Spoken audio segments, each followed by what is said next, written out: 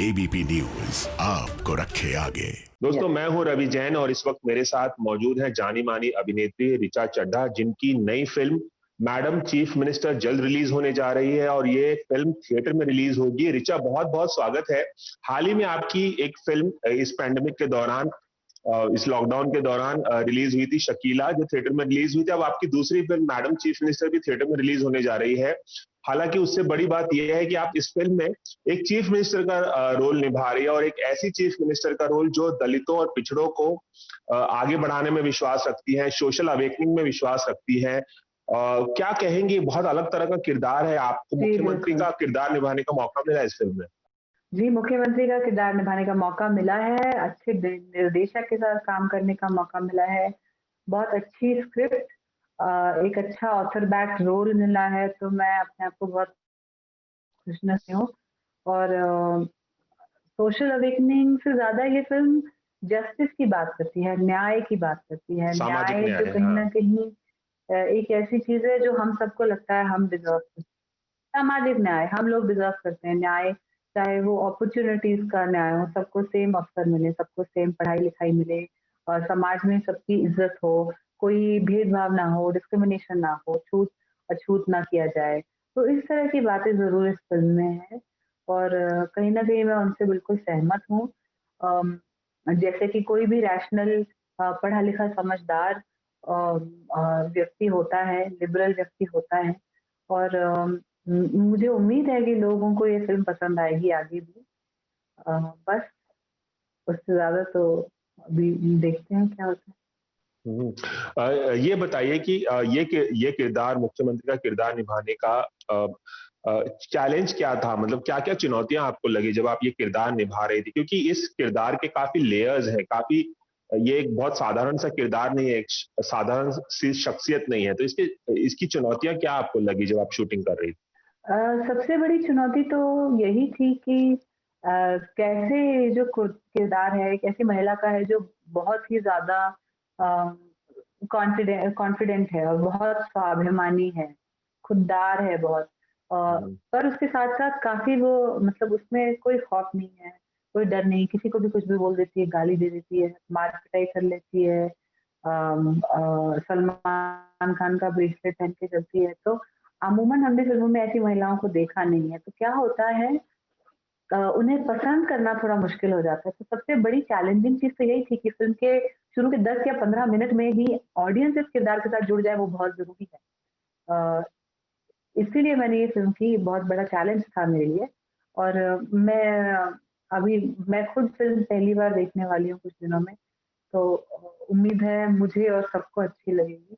पर सबसे बड़ा चैलेंज यही था कि इस तरह का कैरेक्टर जो कि जिसे बोलते हैं ना लाइकेबल नहीं होता, जो एकदम से हँसाता नहीं है, रुलाता नहीं है, जो अक्खड़ है और ज़िद्दी है और जिसमें गुस्सा है, उस उस तरह का कैरेक्टर खासकर कि महिला किरदार कैसे लोगों को पसंद आए।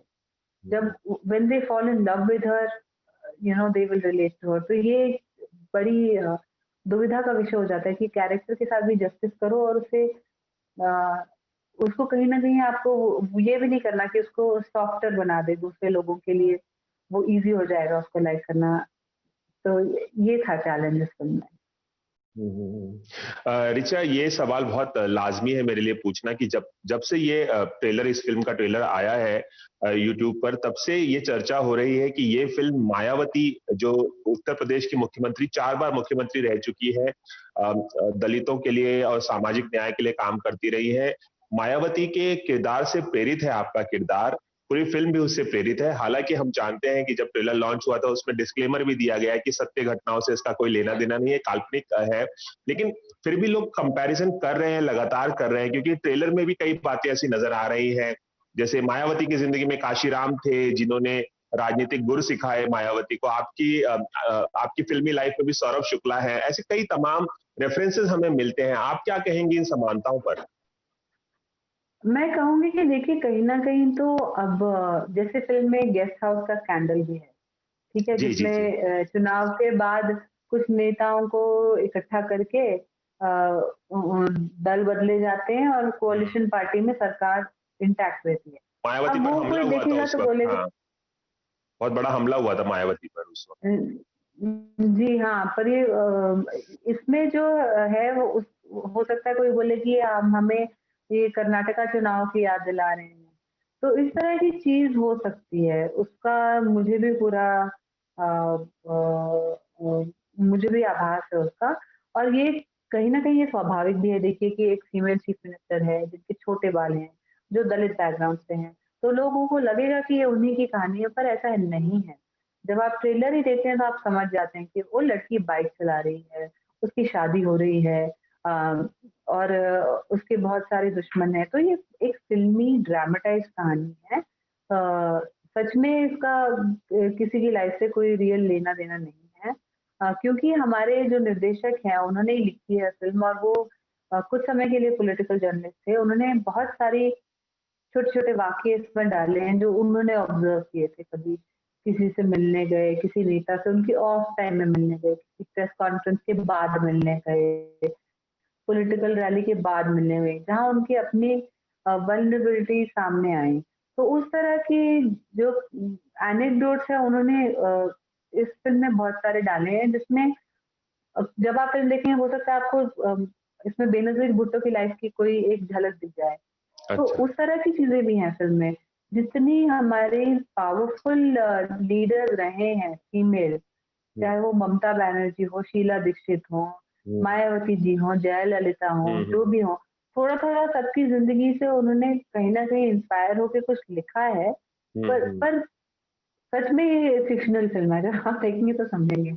उनको एक दबंग महिला चाहिए थी। हुँ, तो हुँ, क्या होता है कि अक्सर क्योंकि राजनीति में है ही इतनी कम महिलाएँ जो इतनी हुँ, हुँ, बोल्ड हैं, तो नेचुरली एक एसोसिएशन वही जाता है। पर मैं आपको बता दूँ, जो कुछ लोग बोल रहे हैं ये बहन बहन मायावती पे बेस्ड था, और कुछ लोग बोल रहे हैं कि नहीं देखिए आपने प्रियंका गांधी की साड़ी और हेयर स्टाइल कॉपी कर लिया। तो अब लोग अपने-अपने मन से सोचेंगे क्या-क्या हो रहा है, बट अल्टीमेटली जो होगा वो हम 22 तारीख को ही देखेंगे। हुँ। कहते हैं कि फ़िल्में जो होती हैं समाज का आईना होती हैं और फ़िल्मों में अगर फ़िल्म सत्य घटनाओं पर अगर आधारित ना हो तो बहुत सारी घटनाएँ जो हैं वो रेफ़रेंस रियल लाइफ़ से लिए जाते हैं। सुभाष कपूर जो निर्देशक हैं, उन्होंने भी ऐसा ही किया गया होगा।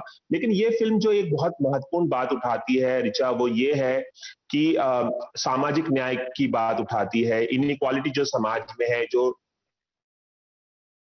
तौर पर जाति के रूप में भेदभाव जो किया जाता है लोगों के साथ, ये हज़ारों साल की प्रथा रही है हिंदू धर्म की, उस बात को भी ये उठाती है। ये विषय आपके दिल के कितने करीब है? क्योंकि आज हम आधुनिक भारत कहते हैं, हम 21वीं सदी में पहुँच गए ऐसा कहते ज़रूर हैं, लेकिन आज भी जाति के नाम पर, धर्म के नाम पर हम जाति की ही बात करेंगे, जाति के नाम पर हॉरिफिक क्राइम्स कमिट किए जाते हैं, जघन्य अपराध किए जाते हैं। अगर एक ऊंची जाति का लड़का या नीची जाति की लड़की या ऊंची जाति की लड़की नीची जाति का लड़का शादी कर लेते हैं तो लोगों की हत्याएं तक हो जाती हैं। बहुत जी, जी। आज भी जाति भेद समाज में मौजूद है। आप क्या कहेंगे इस बारे में? उस संदर्भ में ये फिल्म कितनी महत्वपूर्ण हो जाती है ऋचा? देखिए, फ़िल्म में मैसेज, जैसे कि मैंने कहा, न्याय का मैसेज है, और किसी भी पढ़े-लिखे समझदार इंसान के लिए जब बात न्याय की होती है तो ज़रूर एक ऑब्वियस सी बात है कि वो जातिवाद में यकीन नहीं करेगा। अब जातिवाद हमारे समाज में इस तरह से कूट-कूट के भरा है कि कभी-कभी आश्चर्य होता है। अभी हमने हाल में एक रिपोर्ट पढ़ी थी कि सिलिकॉन वैली में किसी ने कंप्लेन किया जातिवाद के बारे में। हम ये सोचते हैं कि हम बॉम्बे में नहीं होता होगा, छोटे गाँव, शहरों, कस्बों में होता होगा। पर यहाँ तो विदेश जाके भी लोग उसी प्रथा को कंटिन्यू करते हैं। तो ये काफ़ी एक मतलब मुझे लगता है एक ऐसी चीज़ है जो हमें बहुत पीछे रोकती है। क्योंकि अ, इसके पीछे कोई जस्टिफिकेशन नहीं हो सकती कि आप किसी को अपने से कम समझें। मुझे ये लगता है, और मुझे लगता है उस संदर्भ में फ़िल्म ज़रूरी है, पर फ़िल्म सिर्फ़ उसके बारे में नहीं है। फ़िल्म में कास्ट पॉलिटिक्स, और पॉलिटिक्स एक पृष्ठभूमि है, पर कहानी फिर भी इस लड़की की है कि कैसे वो आगे जाती है, कैसे अपने दुश्मनों को का खात्मा करती है, कैसे रुकती नहीं है कहीं पे भी। उसमें उतना ही गुस्सा है जितना किसी आदमी में होता है। उसके बाल भी इसलिए कटे हैं क्योंकि उसको पता है कि इससे पहले की जो 2-3 बहनें हुई थी उसकी माँ से, माँ की कोख से, उन सबको भ्रूण हत्या में ही मार दिया गया है या पैदा होते ही मार दिया गया है। तो उसके अंदर एक है, गुस्सा है, और उसके अंदर एक बहुत स्ट्रॉन्ग सर्वाइवल इंस्टिंक्ट है, वो सर्वाइवर है। तो वो बहुत एक इंटरेस्टिंग फ़िल्म बनेगी देखने के लिए। और जिसको समझ में आता है, ये जातिवाद पे प्रहार तो करना ही चाहिए, क्योंकि कहीं न कहीं हम सबको शर्म आनी चाहिए, जिस तरह की चीज़ें हो जाती हैं कि दलित लड़का खाना छूता है तो उसके दोस्त ही उसे पीट-पीट के मार देते हैं। या हाथरस में जो रेप पीड़िता के साथ हुआ, जो अब तक हो रहा है, जिस तरह से उनकी अ, आधी रात को लाश जलाई गई, इस तरह की जो चीज़ें हो रही हैं, उसमें से हम अगर कास्ट को रिमूव कर दें, जैसा कि बहुत बार करने की कोशिश होती है। हुँ, खैर लांजी के जो हम्म, खैर लांजी में जो इंसिडेंट हुआ था, जो महाराष्ट्र हम्म, में ही हुआ था, इतना दुखद था वो, हम्म, कि किसी भी सभ्य समाज को वो देख के डर लगेगा, और समझ नहीं पाएँगे कि क्या हो रहा है। इसी तरह से मुझे लगता है कि अम, देखिए हाँ, जातिवाद पे चोट तो करेगी ये फ़िल्म, और हम्म। करनी भी चाहिए, और उससे मैं पूरी तरह से सहमत हूँ। आजकल पॉलिटिकल फिल्मों को लेकर या वेब सीरीज हो कोई पॉलिटिकल जिसका बैकग्राउंड हो, जिसमें राजनीतिक बातें होती हैं, उन तमाम चीजों को लेकर आजकल बहुत विवाद हो रहे हैं। आपको लगता है आपकी फिल्म को लेकर रिलीज होने के बाद कोई विवाद की आशंका पैदा हो सकती है, ऐसा लगता है आपको, मेरी जो आजकल का माहौल चल रहा है उस हिसाब देखिए, से? मेरी फ़िल्म तो पहले से ही विवादों से जुड़ी है। और पहले से ही कुछ लोगों ने अपने मन में ये बना लिया है कि किसी लीडर के बारे में, फलाँ लीडर के बारे में है, आप ऐसा नहीं दिखा सकते, हमें मौत की धमकियाँ आ रही हैं। तो इस तरह की बातें हिंदुस्तान में होना बहुत नॉर्मल है। और अच्छा नहीं है कि ये नॉर्मल है। ये क्योंकि कोई भी बाहर से पढ़ता होगा तो सोचता होगा कैसे बेवकूफ़ लोग हैं, जिनको इतनी सारी परेशानियाँ हैं, पर इनका पूरा फ़ोकस फ़िल्मों पे रहता है। ख़ैर, वो एक माहौल भी बनाया जाता है, एक डिस्ट्रैक्शन भी होता है लोगों का कि एक चीज़ उनको दिखा दो, हैशटैग चला दें, सबसे आसान है आउटरीच करना। अगर विवादों में जुड़ी होगी तो देखते हैं क्या होता है, मतलब अब कोई क्या कह सकता है, फ़िल्म किस तरह से रिसीव होगी, अ, लोगों को पसंद आएगी या नहीं। पता नहीं, बट आई थिंक इसको फ़िल्म की तरह ही देखना चाहिए। एक कहानी है, हमने कहानी कही है, उसको उसी तरह देखें तो बहुत एन्जॉय भी कर सकते हैं फिर। विवादों की बात निकली है तो अभी इस फिल्म का जो पहला पोस्टर आया था जिसमें आप नजर आ रही हैं एक झाड़ू के साथ, उसको लेकर भी विवाद हो गया था। क्या कुछ कहेंगे? हर बात पे यहाँ विवाद हो जाता है, लोग गलत संदर्भ में चीजें ले लेते हैं। क्या कहना चाहेंगे आप? अभी तांडव वेब सीरीज आई है, उसे लेकर भी काफी तांडव हो रहा है, कह रहे हैं कि हिंदू अच्छा, देवता का अपमान किया गया है। क्या क्या राय रखती हैं आप? मुझे लगता है ये बहुत अहंकार से जुड़ी बात है, कि हमें लगता है कि हमारे किसी भगवान का अहंकार हो गया है, कि कोई तौहीन हो गई है, और वो उनको बदनाम किया जा रहा है, उनका अपमान किया जा रहा है। मुझे लगता है कि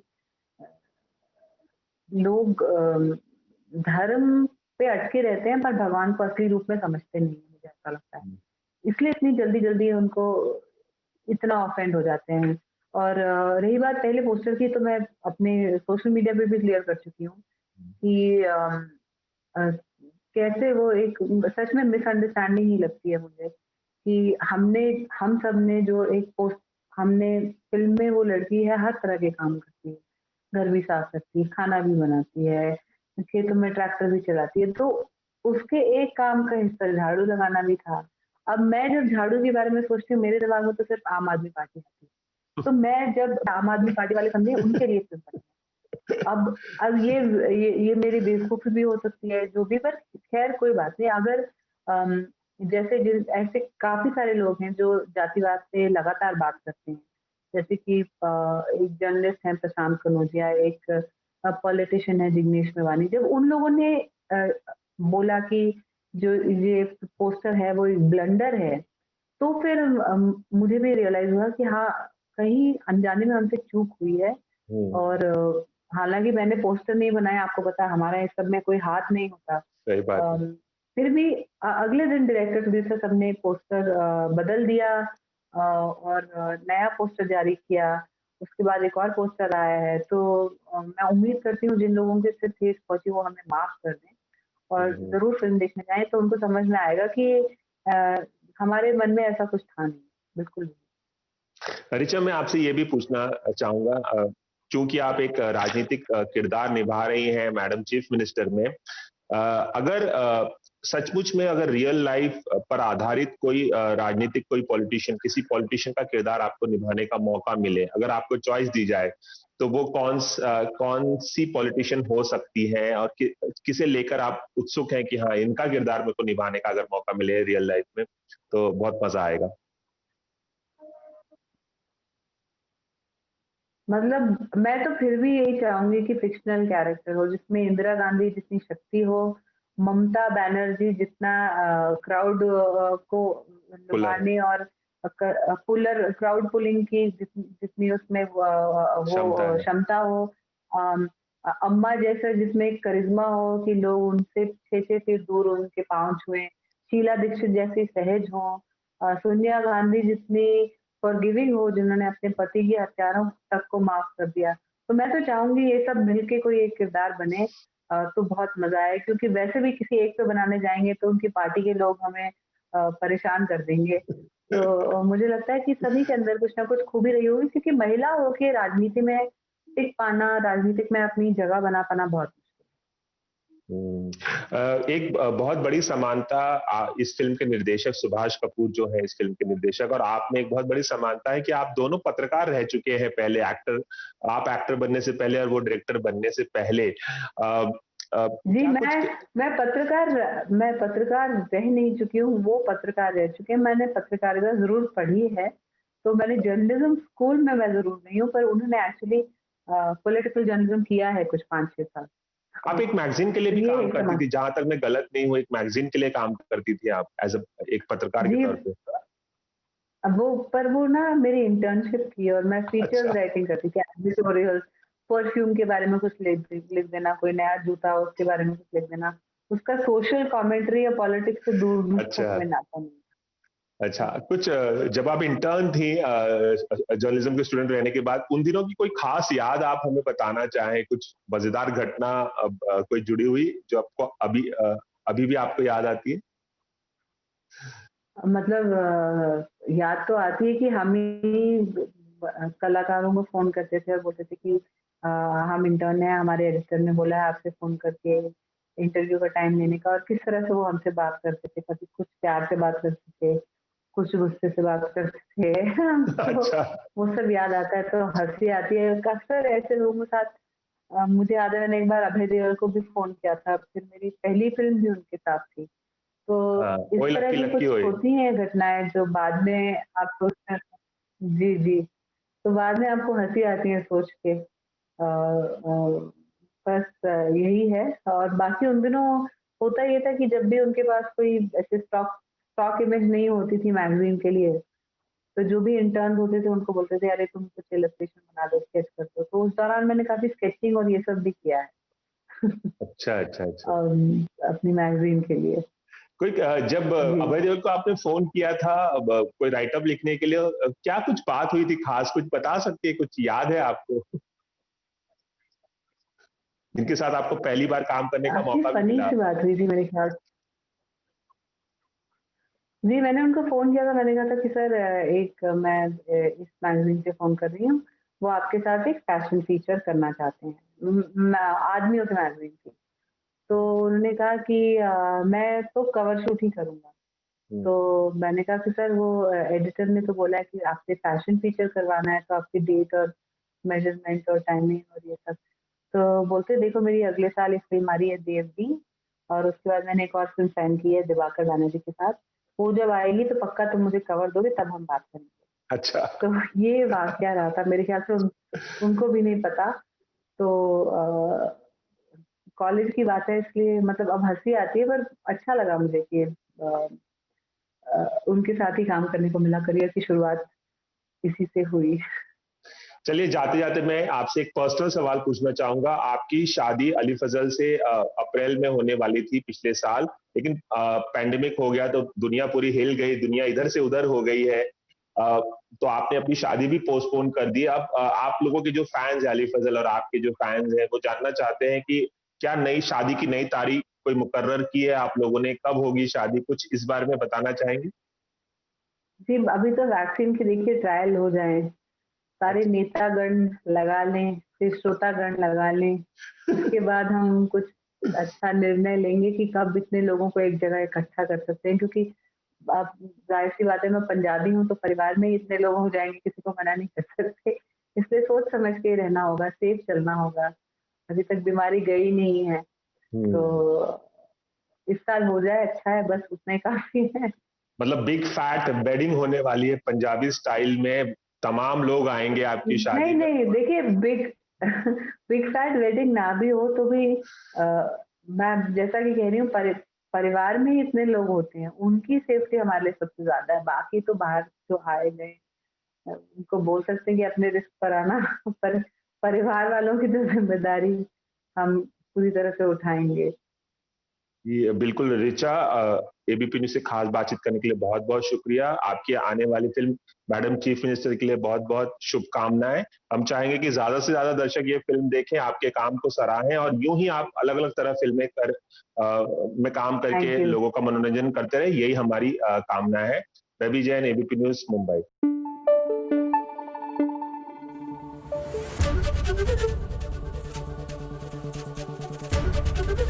एबीपी न्यूज आपको रखे आगे।